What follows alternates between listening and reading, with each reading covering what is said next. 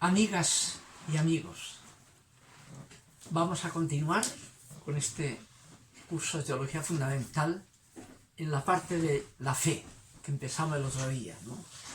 Y al terminar el otro día hice alusión, cité un texto de Albert Schweitzer, premio Nobel de la Paz en los años 60, que fundó un hospital en Lambaréné, en el África Negra, ¿no? Dejando todo lo que tenía, y da la razón en una autobiografía que él tiene de por qué terminó así, retirado de esa manera, dejando todo lo que, de lo que era especialista. Él dice que cualquiera que reconozca la idea del amor y de que el amor es el rayo espiritual que nos viene del infinito, deja de exigir a la religión un conocimiento completo de lo suprasensible, sigue meditando en los grandes problemas para preguntarse qué significa el mal en este mundo, cómo la causa primera del ser, la voluntad creadora y la voluntad de amor están unidos en Dios, qué relación existe entre la vida espiritual y la vida material. Si tiene conocimiento de la unión espiritual con Dios por el amor, posee todo lo necesario. El amor no muere jamás. En cambio, el conocimiento desaparecerá, dice él, ¿no? Haciendo alusión en este punto final al texto de 1 Corintios, capítulo 13, cuando dice Pablo: si yo hablara lenguas humanas y angélicas y no tengo amor, vengo a ser como metal que resuena o címbalo que retiñe. Y si tuviera profecía y entendiera todos los misterios y todo conocimiento, y si tuviera toda la fe de tal manera que trasladara los montes, y no tengo amor, no soy nada. Y si repartiera todos los bienes para dar de comer a los pobres, y si entregara mi cuerpo para ser quemado, pero no tengo amor, de nada me sirve. El amor nunca deja de ser, pero las profecías y el conocimiento se acabarán. Cesarán las lenguas y el conocimiento terminará. Ese es el tema del amor como contenido profundo de la fe. El confundir la fe con un conocimiento que no se concentra en lo que es el amor para motivarlo y, en el fondo, asegurar que constituye lo que constituye el corazón de la fe, que es el amor, entonces es una falsa fe. Es lo que llamamos el riesgo de la gnosis, de un conocimiento que no radica en la voluntad de decidir por el otro, de amar, decidir en relación al otro. Entonces, ese tipo de conocimiento gnóstico, que llamamos la gnosis, de la antigüedad y hasta la actualidad, que puede haber formas gnósticas de malentender la fe como conocimiento exclusivo, inflado por la ciencia a veces, ¿no? Y además excluyente, que se considera como los que saben frente a todo el mundo, el resto que no saben, no tienen conocimiento, y por tanto puede llegar incluso a despreciar esa forma de fe por no ser conocimiento. Es frente a eso que también el mismo Jesús, en un texto notable del Evangelio, Lucas 10, en un momento determinado dirá aquello: te doy gracias, Padre, Señor del cielo y de la tierra, porque has ocultado estas cosas a los sabios y entendidos, a los que conocen, y lo has revelado a esta pobre gente, a los sencillos. Dice: sí, Padre, porque tú eres así. La fe tiene que ver con la simplicidad, de buscar sentido en la vida, intuyendo que lo que vale es el amor. Y todo lo demás es relativo a eso, relativo a eso. El conocimiento no se afirma él solo, sino que vale si motiva a la relación, al amor. Si no, es un falso conocimiento creyente, una gnosis. El mundo griego entendía el conocimiento como gnosis, como un acto de la inteligencia, ¿no? En cambio, el mundo semita original, el que se ubica a la raíz del judeocristianismo, conocer se identifica con el amor, ¿ya? El término, así como el mundo griego, para decir el conocer, usa el término gnosis, que es el acto de la gnus, la inteligencia. En el mundo semita, en cambio, el amor es yadad, que es un término hebreo que significa a la vez conocer y hacer el amor. Algo que para el mundo griego podría parecer incompatible, sobre todo platónico, ¿no? ¿Cómo confundir con el mismo término, como un concepto que tiene que ver uno con el otro, un acto tan carnal como hacer el amor, con un acto tan espiritual como la gnus, la inteligencia? El mundo semita lo identifica. Conoce quien ama, quien hace el amor. El amor. Ese tema que asociamos al sexo y que a veces en formas dualistas lo alejamos de Dios, como que Dios no le aplica el tema sexual, es un tema de la materia alejada de Dios, espiritual. El mundo semita lo identifica y no le da ningún empacho de poner el tema del sexo, la metáfora del sexo en Dios mismo, ¿no?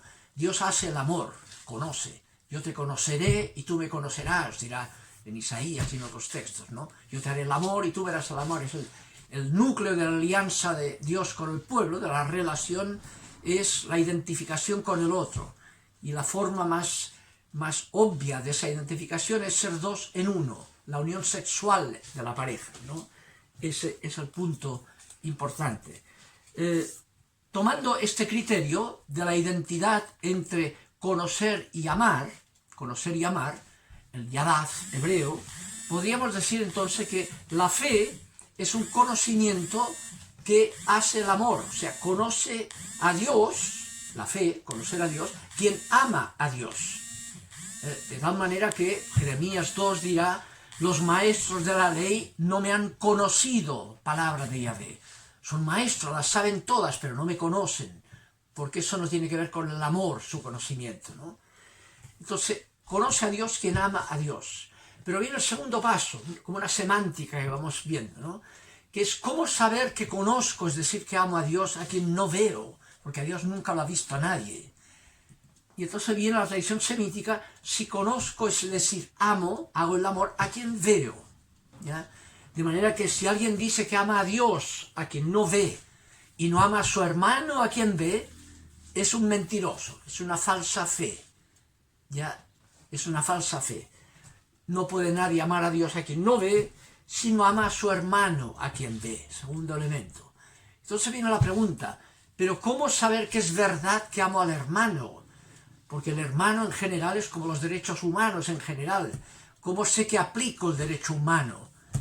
¿Cómo sé que conozco al hermano, es decir, que amo al hermano así en general? Si conozco, es decir, amo al hermano concreto, al que entra en mi proximidad. Y viene la identidad entre hermano y próximo. Amarás a tu prójimo, al que entra en tu proximidad. ¿Ya? Aquellos textos de Santiago 2:14, ¿ya? Y 15, ¿no?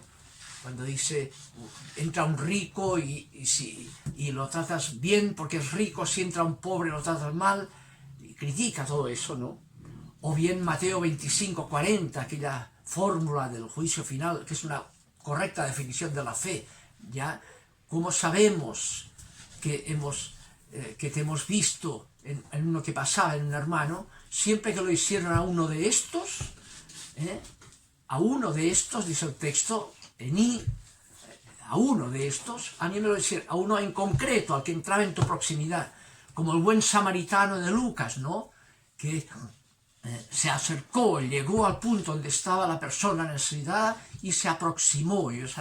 A diferencia del sacerdote y el levita que pasaron por el otro lado del camino, siendo aparentemente especialistas en la fe, no son creyentes, se corrieron, no amaron, no se aproximaron, no motivaron la relación con el que estaba en su proximidad, ¿ya?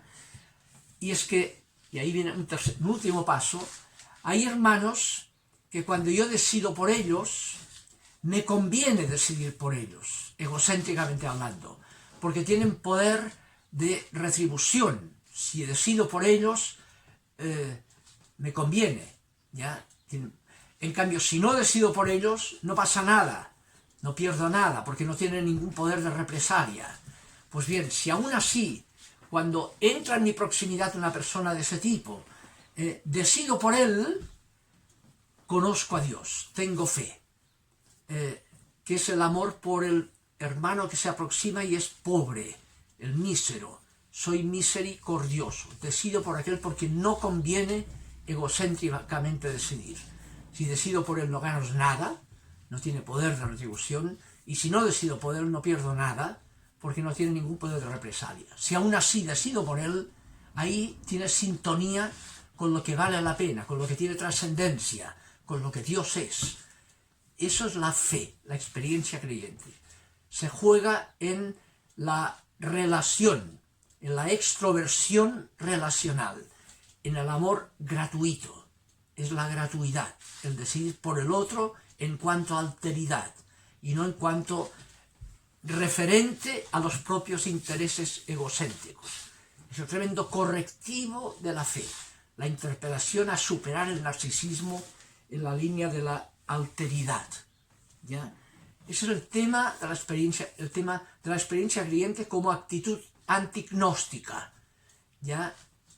Como actitud de que motiva a amar haciendo el amor, decidiendo realmente por el otro, relacionándome a fondo por el otro, ¿ya? Y no corriéndome, y menos corriéndome en nombre de la fe, como el sacerdote y el levita de la parábola del buen samaritano, que llegaron al lugar donde estaba la persona necesitada y pasaron de largo por el otro lado del camino. Eso es religión, pero no es fe. No es fe. Incluso es contradictorio con la fe. La fe no es gnosticismo. Y por tanto lo que hay que medir no es si es una buena teoría del mundo, del cosmos moderno, si es coherente con las informaciones, sino si es transformador de la libertad, si es motivador para decidir en la línea de la alteridad, de la relación. Donde hay eso, hay fe. ¿Ya? Ese es el tema. Ahora, el acento puesto en la decisión práctica, y no en la teoría gnóstica, ¿no?, de la fe, tiene sus riesgos también, que sería el tema que veríamos el próximo día, lo que se llamó en su origen el riesgo pelagiano, el riesgo de confundir la fe con cierta forma de entender las obras. ¿Qué es la fe y qué relación tiene la fe con las obras? Que no sea una fe pelagiana. De eso hablaremos el próximo día. Que estén bien. Ojalá les sirva. Ánimo.